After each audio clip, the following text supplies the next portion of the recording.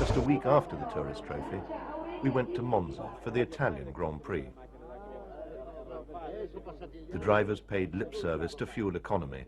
They were driving not a new, smaller still Cooper, but BP midget cars powered by tiny two-stroke engines. In practice, the major concern for all the Grand Prix teams had been tyre wear. The fast Monza circuit and the hot weather were destroying tyres.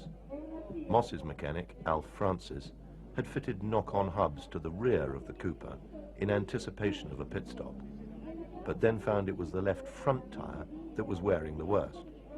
The Astons qualified only 16th and 17th. Salvadori was still wearing bandages after the fire at Goodwood. The revered Enzo Ferrari made his customary visit to Monza. The Commendatore is seen at Grand Prix only once a year, and that's practice for the Italian Grand Prix.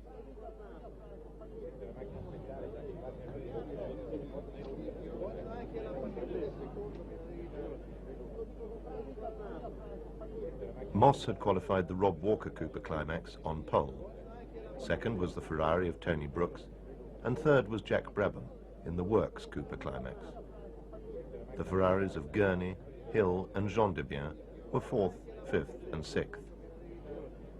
If any circuit was to favour the Ferrari, it was Monza. They had more power, but they didn't have the Cooper's road holding.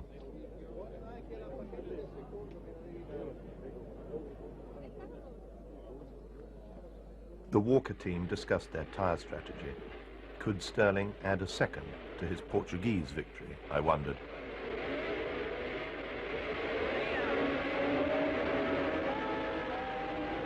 When the flag dropped, blue smoke poured from Brooks's Ferrari. His race was already over. Stirling took the early lead, but by lap 2, the order was Phil Hill, Moss, Gurney, Brabham, and then a long gap to Schell, Jean Debien, Ireland and Allison.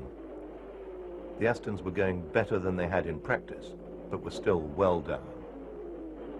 Soon Moss was tightly sandwiched between the Ferraris of Hill and Gurney. Stirling had brief spells in the lead, but was generally happy to be in the slipstream of a powerful Ferrari. The third Ferrari of Allison joined this trio. Brabham had dropped to 5th.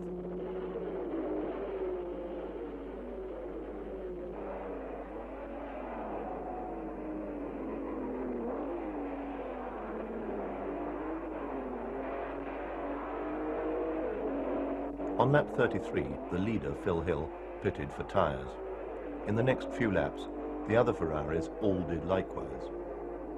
After the Ferrari pit stops, Moss held a good lead over Hill and Brabham, who'd been promoted to 3rd.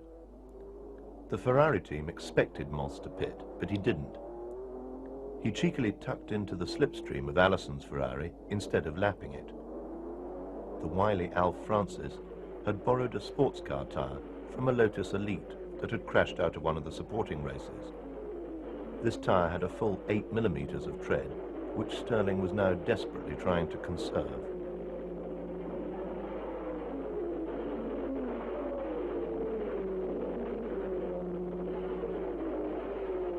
David Brown was unimpressed.